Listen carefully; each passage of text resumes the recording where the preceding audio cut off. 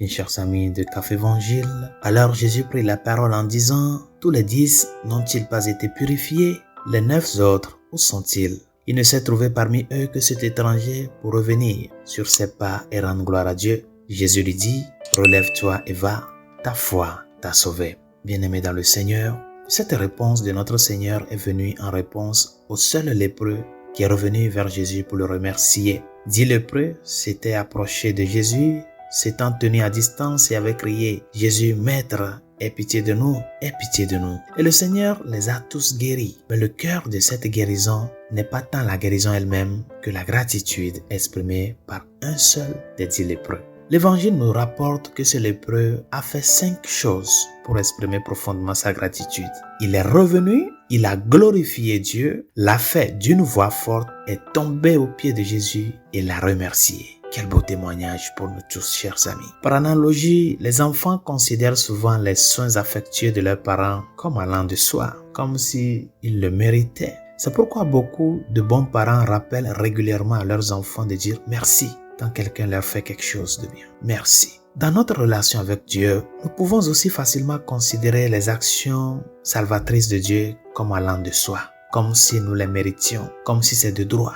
Nous pouvons facilement considérer toute la grâce que nous recevons comme quelque chose que nous méritons plutôt que comme un don infiniment miséricordieux. Lorsque cela se produit, chers amis, nous ressemblons davantage aux 9 autres qui n'ont pas su exprimer correctement leur gratitude à Dieu. Et tout d'abord, il faut noter que l'expression de la gratitude envers Dieu ne se fait pas parce que Dieu a besoin de ses accolades.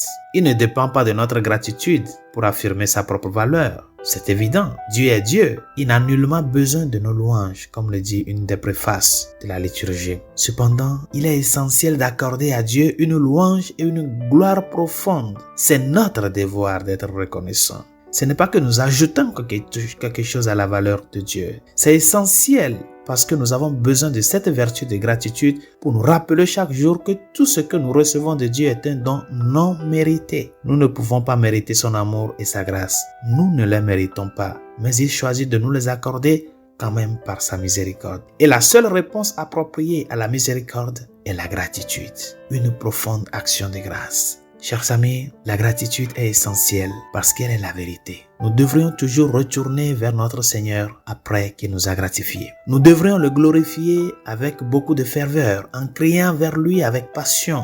Nous devrions littéralement et intérieurement tomber sur notre visage devant lui, à ses pieds, et le remercier encore et encore et encore. Cela nous aidera toujours à nous rappeler que tout ce que nous avons et tout ce que nous sommes est un don de Dieu.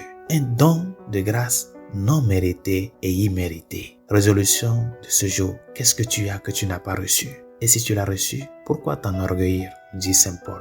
Sois reconnaissant. Le peu que tu as, la santé, ta santé personnelle, la santé de ta famille, sois reconnaissant au Seigneur.